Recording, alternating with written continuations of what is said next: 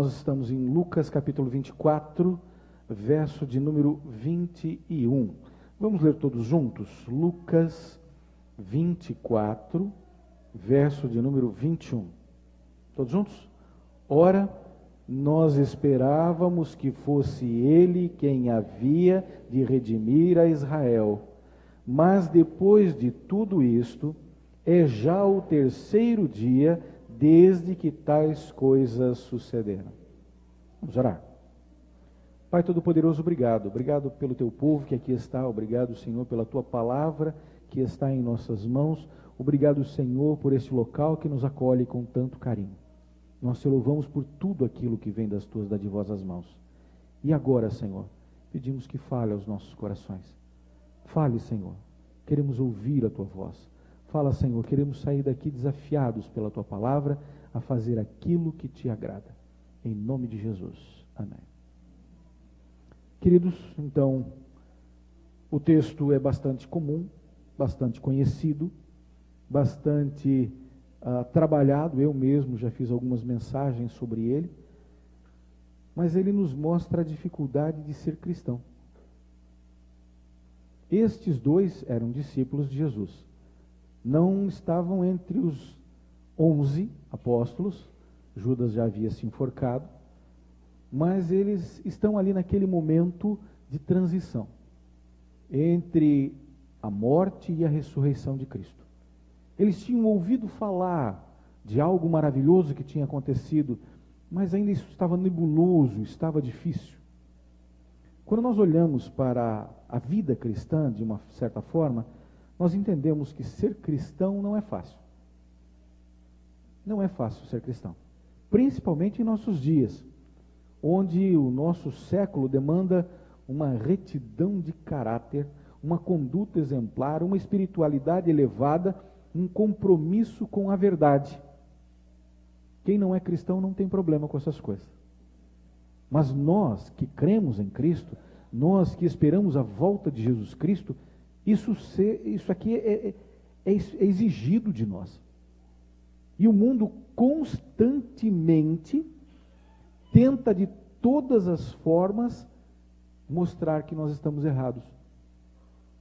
E pior do que isso, que nós somos pessoas retrógradas, que nós somos pessoas radicais, e de alguma forma eles querem nos execrar, eles querem nos humilhar, como quem diz: olha, você é cristão, você ainda está nessa? O que? Agora a onda é ser a favor deste grupo minoritário que já não é mais minoritário. Olha, a onda agora é fazer esse tipo de coisa, é enriquecer ilicitamente. Olha, a onda... Parece que hoje as pessoas vão na onda. E ser cristão é remar contra a maré. Vocês já se sentiram assim? Estranhos no ninho? Diante de tudo que está acontecendo, parece que vocês estão realmente nadando contra a maré, remando contra a maré? Aqueles dois estavam na mesma sensação. Os judeus estavam felizes da vida, dizendo: cadê o Cristo? Cadê o teu Deus? Onde é que ele está? Os romanos estavam felizes da vida, Jesus estava morto. E os cristãos acreditaram nas palavras de Jesus de que ele ia ressuscitar, e cadê ele? Nós acreditamos que Jesus voltará, e cadê ele? Onde ele está? Eu quero que vocês entendam que, apesar da distância temporal que nos separam daqueles homens, nós muitas vezes nos encontramos exatamente como eles. E o tema de nossa mensagem parece estranho, mas também não nos é incomum. Decepcionados com Deus. Vocês já se decepcionaram com Deus? Esperaram alguma coisa que não aconteceu? Oraram e não aconteceu? ficaram sem saber o que fazer? Sem saber quais são os planos de Deus, o que Deus tinha para a sua vida, o que Deus tem para a sua vida? Nunca se decepcionaram? Vamos tentar olhar aqui e ver que a reação deles, a dificuldade deles, não é muito diferente do que nós vivemos. Em primeiro lugar, meus irmãos, eles estavam decepcionados porque as suas esperanças foram frustradas. Ou pelo menos eles imaginavam que elas tinham sido frustradas. No texto que nós lemos juntos, ora, nós esperávamos que fosse ele quem havia de redimir a Israel. Esses discípulos, de alguma forma, estão retratando a esperança que eles tinham. Diziam, olha, nós estávamos esperando que ele fosse o Messias, que ele fosse o Cristo, que ele fosse o enviado de Deus. É interessante quando eles dizem esperávamos. Parece que a esperança deles já tinha chegado ao fim. Esperávamos que ele fosse o Cristo ungido. Quais eram as expectativas deles? Eles dizem, olha, nós esperávamos que ele fosse remir a Israel, ou seja, resgatar a Israel, ou seja, libertar Israel do cativeiro que eles estavam vivendo. Qual era o cativeiro mesmo? O cativeiro romano. Eles estavam olhando Jesus de uma forma política, de uma forma própria para a sua época, olhando para as promessas de Deus, dizendo que viria um rei, que viria um libertador, que viria alguém que livraria Israel e tornaria Israel uma nação muito conhecida sobre a face da terra. E eles estavam dizendo, é Jesus. Jesus agora vai reunir o seu povo, nós vamos pegar em armas, nós vamos fazer, nós vamos acontecer, Jesus está conosco.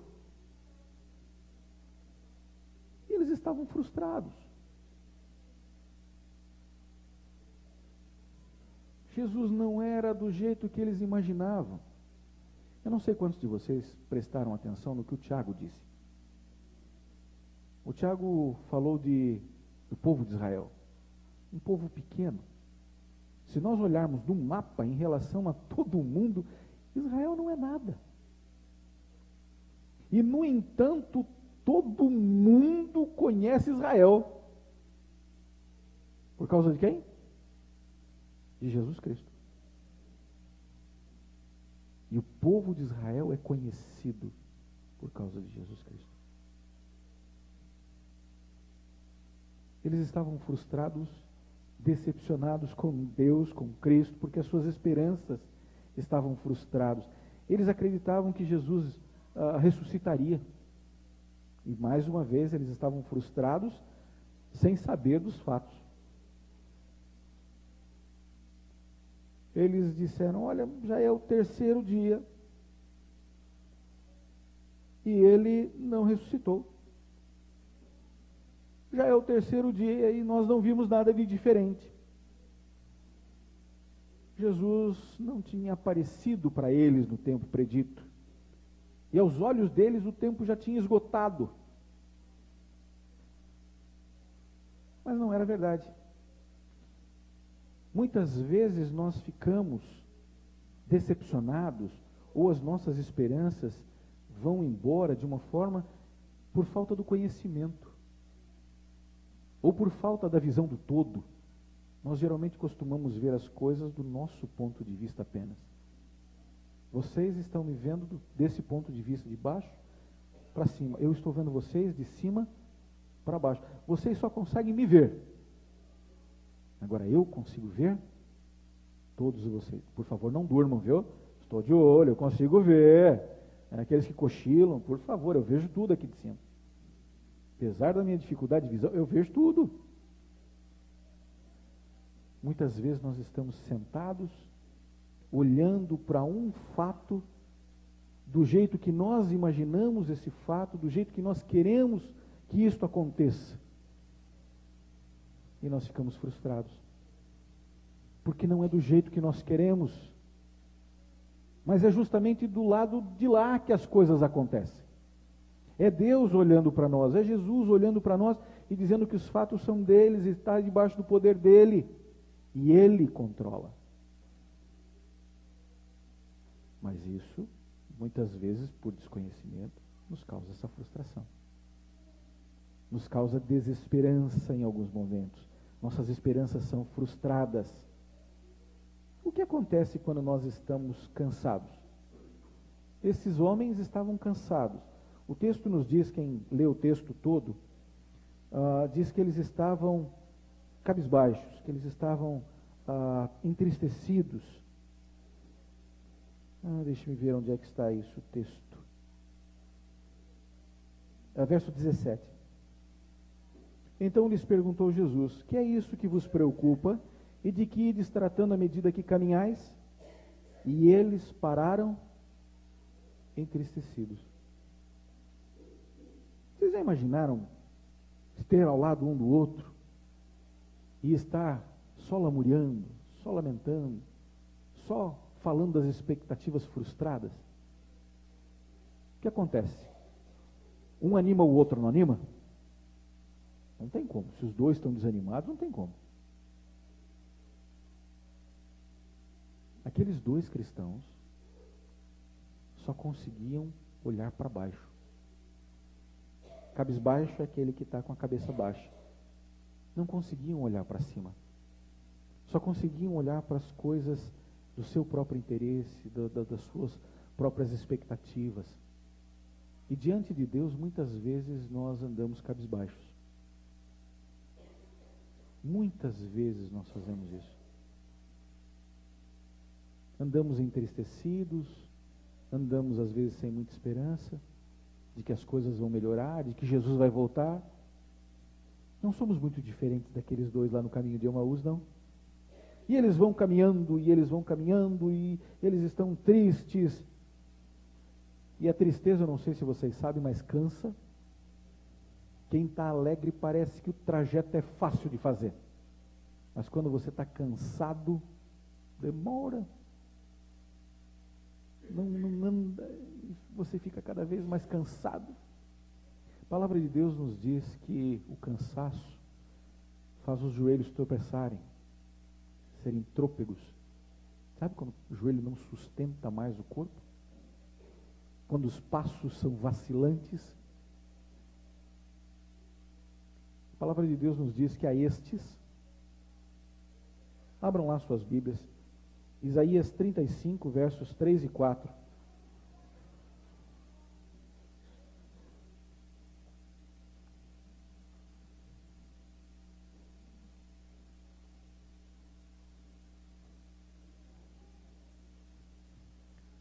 Para aqueles que estão cansados de esperar, cansados de lutar, aqueles que estão prontos para tomar um outro caminho, voltarem para trás, aqueles que estão com os joelhos vacilantes e os passos trôpegos.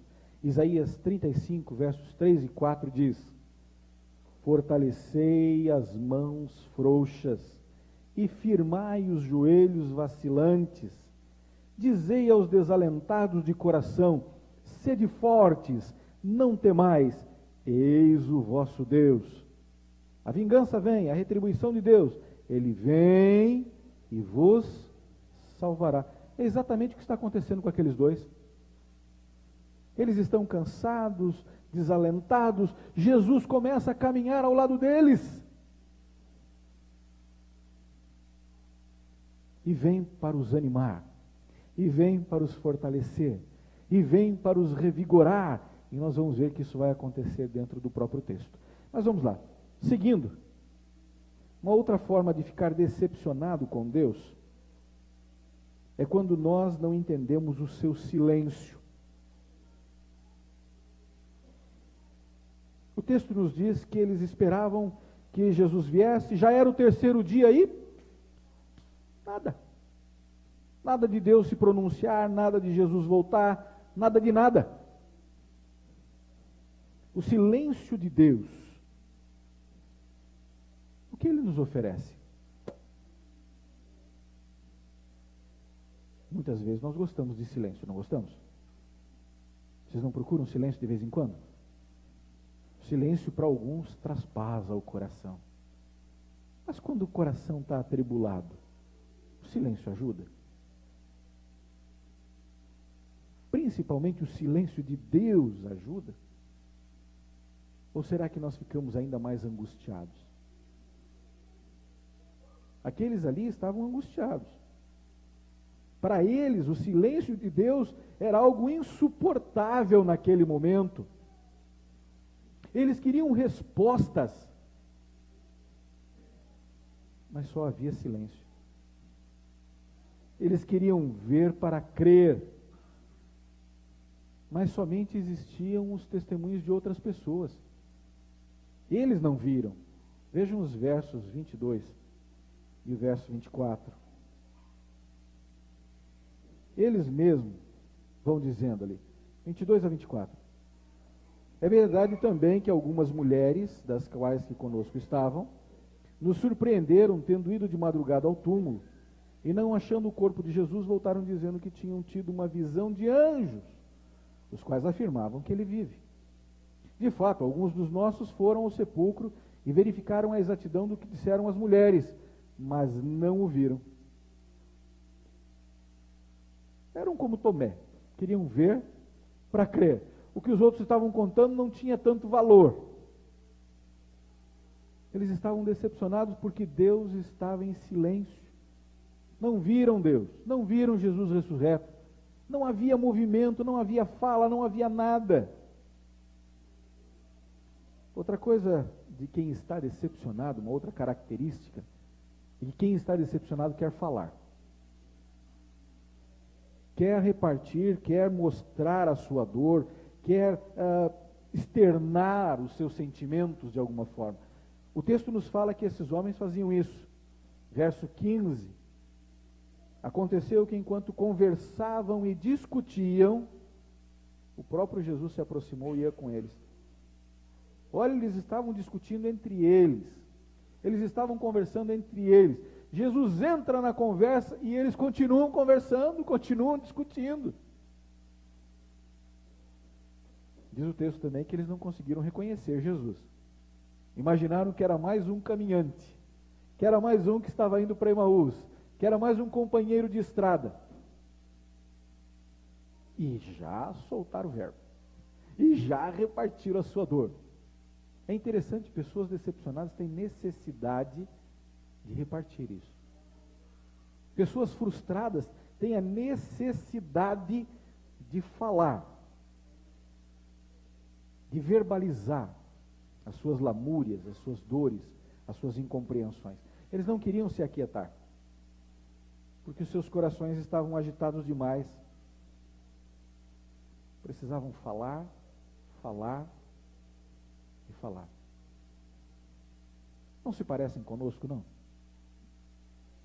Quantas vezes nós também comentamos uns com os outros, parece que Deus não está vendo, o mundo está virado do avesso e Jesus não volta, mas que coisa terrível que está acontecendo, será, será, será? Não estamos um tanto quanto decepcionados? A violência cresce, as abominações crescem, está crescendo tudo, de ruim, de mal, e nada de Jesus se pronunciar. Não é verdade? Não, não é verdade. Mas nós queremos falar. Nós estamos frustrados. Nós estamos como quem espera Deus falar alguma coisa e Deus não está falando. Qualquer um de nós faz isso mesmo. Na dificuldade nós queremos falar, pôr a amargura para fora, falar, mas isso não nos alivia. Isso não traz alento. Isso não faz com que nós possamos enxergar as coisas. Só reforça o nosso ponto de vista. E nós esquecemos de olhar do ponto de vista de Deus. Versos 15 e 16 nos mostram isso. Eles iam discutindo, eles andavam, eles falavam. E o verso 16, os seus olhos, porém, estavam como que impedidos de o reconhecer. Eles só queriam ver o seu próprio ponto de vista. E aqui agora vem uma parada técnica. Pergunte para o seu coração, para a sua vida, olha para a sua vida. Esquece a vida do seu próximo, da sua esposa, do seu esposo, dos seus filhos. Olha para você, somente para você. Olha para dentro de você e responda sinceramente. Qual é o seu ponto de vista? O que é que você está vendo de tudo o que está acontecendo nesse mundo mau? O que é que você espera de Deus?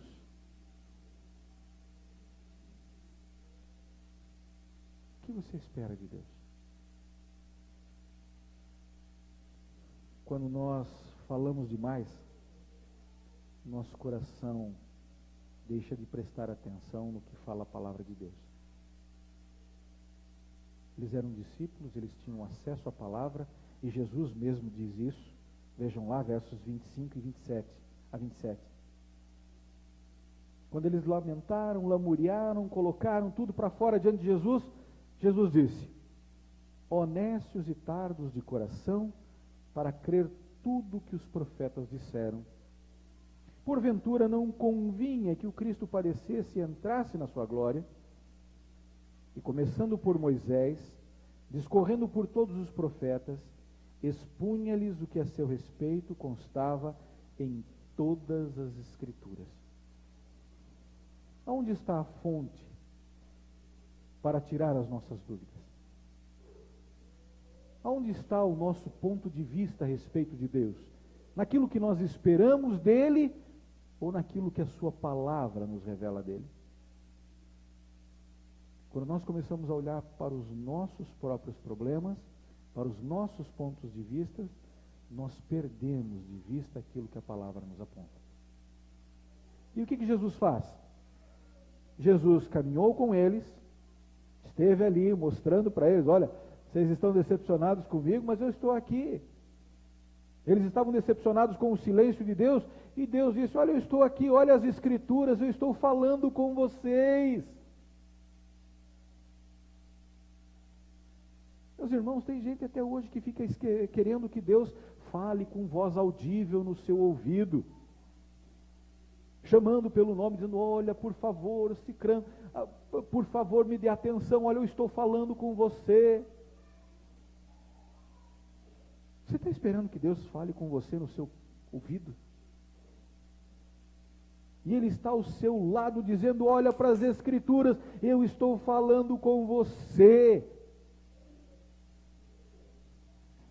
Mas é muito mais fácil culpar Deus pelo seu silêncio do que querer ouvir a sua voz através das Escrituras. Terceiro e último ponto, meus irmãos. E agora vem a parte que muitos cristãos vão se identificar com certeza. Eles estavam decepcionados pela falta de propósito na vida deles. Queríamos ser cristãos, queríamos andar com Deus, queríamos transformar o mundo, queríamos libertar a nossa nação. E agora? Que faço eu da vida sem Jesus?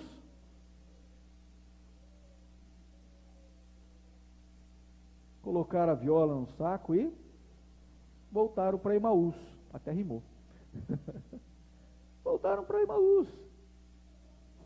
Provavelmente era a vila deles, da família deles, do povo deles. Quem leu a pastoral? A pastoral é sobre voltar para casa. Quem não leu pode ler. Deve ter boletim lá no fundo ainda. Se não tiver boletim lá no fundo, pode ler na internet. Na internet é mais bonito, é colorido, tá bom? Aqui é preto e branco. Leiam o boletim. A pastoral fala sobre isso, sobre voltar para casa. Eles estavam retornando para Emaús. Lembram da história de Pedro? Jesus morreu, não sabia o que fazer, foi pescar de novo, voltou para a sua antiga profissão. E Jesus vai lá de novo chamá-lo. É interessante. Os dois de Emaús estavam voltando para casa, Jesus foi lá chamá-los. Porque eles não sabiam mais o que fazer, perderam o propósito da vida deles. Qual é o propósito da sua vida, meu irmão? Você está nesse mundo para fazer o quê? Como cristão, qual é o propósito da sua vida? Não dá para ficar decepcionado com Deus? Senhor, eu não sei o que fazer. Esses homens estavam assim. Quem não sabe o que fazer, volta para casa. Põe a viola no saco, retorna. E eles não tinham desejo de voltar para Jerusalém tão cedo, pelo jeito não. Estavam frustrados, cansados, carregados. Voltaram para aquela sociedade cativa do pecado. Quando nós perdemos de vista o nosso propósito como cristãos, quem ganha com isso é Satanás. Cristãos decepcionados é o que ele mais ama, é o que ele mais gosta. São aqueles que ele pode mostrar para todo mundo e dizer, olha só, está decepcionado com Deus.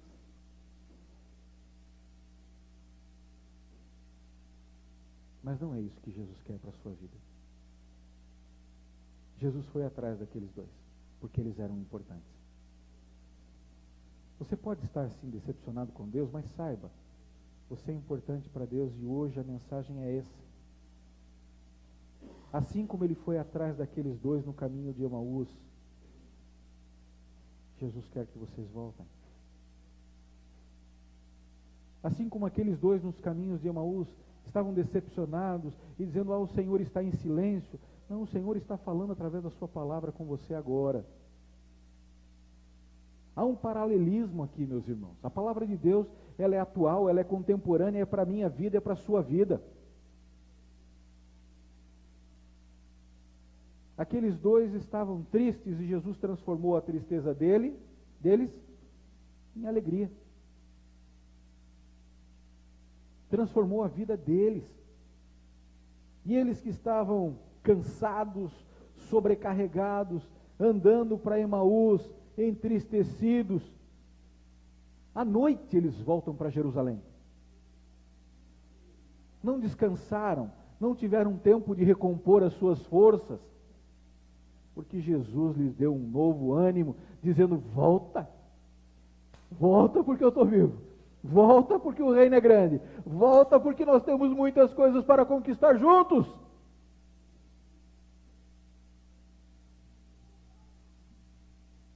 Meus irmãos, não é para conquistar coisa material nesse mundo, não. Não vão na onda de alguns por aí, não. Jesus tem um reino implantado nesse mundo. Um reino que precisa crescer, um reino que precisa ser espalhado. E você é parte fundamental dessa história. Decepcionado com Deus? Triste, desiludido, cheio de autocomiseração? É essa a sua vida hoje? Perdeu o seu foco, perdeu o seu propósito de vida? Anda desiludido com o cristianismo e com seus irmãos? Meus irmãos, bem-vindo ao time, isso faz parte de ser cristão. Em determinados momentos nós perdemos sim de vista, mas Cristo não nos perde de vista. Cristo está olhando por todos nós, pela minha vida, pela sua vida.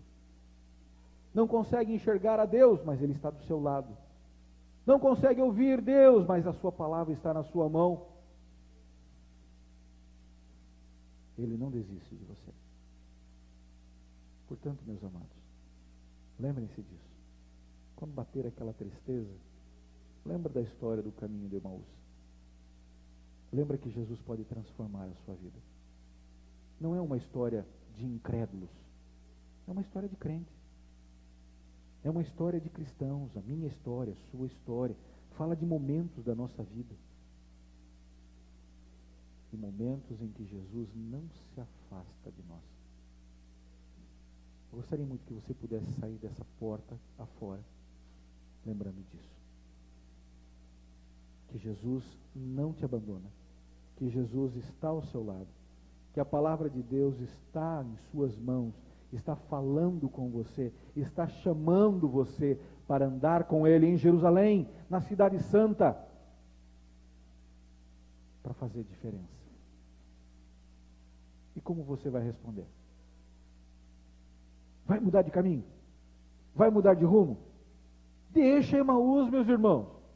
Para com a tristeza, para com isso, diz Senhor, obrigado, estou de volta. Estou na área. Vamos nessa, Senhor. E eu tenho certeza que você vai recobrar ânimo novo. Que as suas forças serão multiplicadas. E que a graça de Deus será abundante sobre a sua vida. Como foi com os dois no caminho de Emaús. Se foi assim na vida deles, por que não será assim na nossa? Deus não muda. Ele está ao nosso lado, Ele fala conosco e Ele nos dá um propósito de vida. Que Deus nos abençoe. Vamos ficar em pé.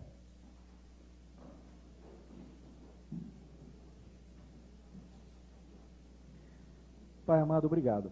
Obrigado pela Tua palavra, obrigado, Senhor, pela certeza de que o Senhor está ao nosso lado, pela certeza que o Senhor não se afasta de nós, mesmo quando estamos decepcionados, o Senhor cuida de nós, mesmo quando estamos andando para Emaús, o Senhor cuida de nós, mesmo quando estamos cabisbaixos, o Senhor cuida de nós.